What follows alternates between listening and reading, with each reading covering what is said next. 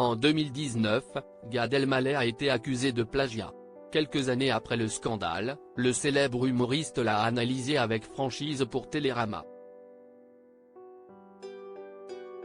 L'occasion pour lui d'exprimer des regrets. Incontournable dans l'univers du stand-up, Gad Elmaleh n'a cessé de faire rire des millions de Français avec ses incontournables spectacles.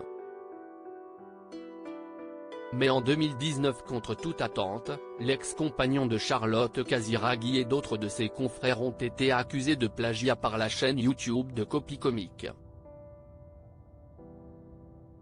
Dans les extraits publiés, les internautes ont pu découvrir de nombreuses similitudes entre les shows des humoristes français et ceux de certains stand-uppers américains.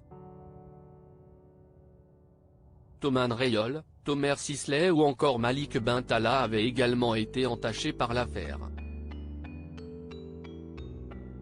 En pleine tourmente et attaqué de toutes parts, Gad Elmaleh avait alors réfuté ces lourdes accusations.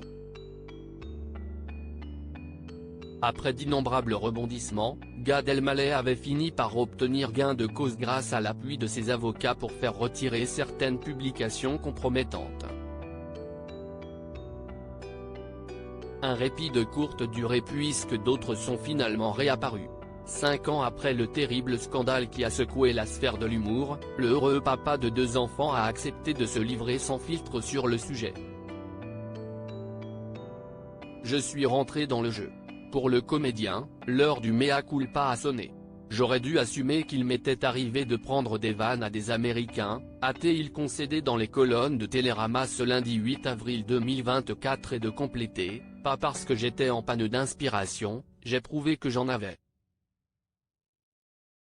Mais par facilité. Comme ceux qui disent au juge je pensais que ça ne se verrait pas. Avec le recul, le grand-père d'Eli aurait certainement agi différemment.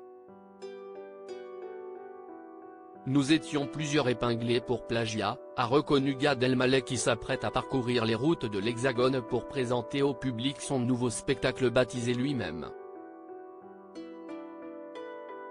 Mais je suis le seul à avoir autant pris.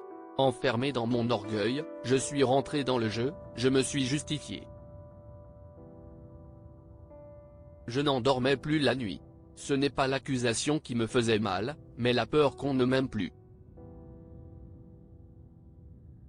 Reste à savoir si ces sincères confidences iront droit au cœur de ses admirateurs.